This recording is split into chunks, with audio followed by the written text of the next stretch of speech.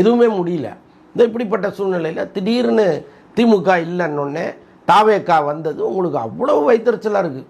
அப்பா, என்னுடைய கணவருடைய ரசிகர்கள் இவ்வளோ பேர் இருக்காங்க, அவராலே முடியல, நேற்று வந்த ஒரு சின்ன பையன் ஆட்சியை பிடிச்சிட்டாரேங்கிற அந்த ஆத்திரம் தாங்க முடியாமல் மக்கள் மேடைன்னு ஒன்று ஆரம்பிக்கிறீங்க, அண்ணாமலையும் ஒன்று ஆரம்பிக்கிறாரு. 2 பேரும் கூட்டு சேர்ந்து இந்த தேர்தலை எதிர்கொள்வீங்கன்னு நான் நினைக்கிறேன். ஏன்னா வணக்கம். அதாவது ஆத்திரம் அடைந்த அந்தரன் அவர் பார்த்தீங்கன்னா லதா ரஜினிகாந்த் அவர்கள் மேம் விமர்சனம் பண்ணுறப்ப ஒரு வீடியோ வெளியிட்டிருக்காரு. அதாவது நேற்றைய தினம் பார்த்தீங்கன்னா மக்கள் மேடை அப்படிங்கிற இயக்கம் லதா ரஜினிகாந்த் அவர்கள் தொடங்கியிருக்காங்க அப்படிங்கிற மாதிரி ஒரு நியூஸ் பார்த்தீங்கன்னா பரவலாக பேசப்பட்டுச்சு.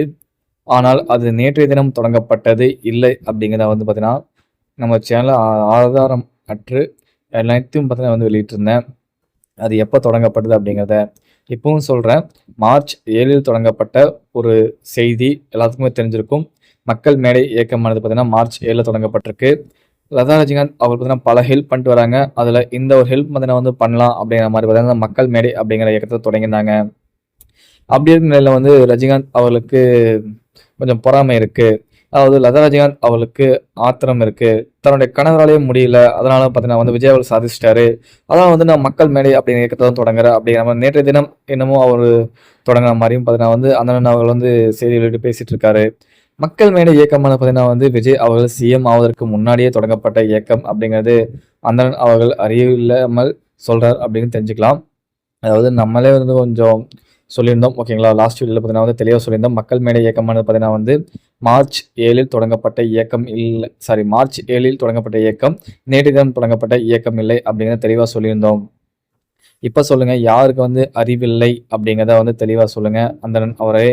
அதாவது ஆத்திரம் உங்களுக்கு தான் அப்படின்னு நான் நினைக்கிறேன். ஏன்னா எந்த ஒரு செய்தியை அந்த உண்மை ஆதாரம் பின்னணியை அறிஞ்சு சொல்லக்கூடிய ஒரு செய்தி அந்த தளத்தில் இருக்கக்கூடிய நீங்கள் இப்படி பார்த்தீங்கன்னா கண்ணு முன்னு தெரியாமல் பார்த்தீங்கன்னா ஒரு விமர்சனம் செய்வது தவறு இல்லையா? உங்களுக்கு ஆத்திரம் இல்லையா?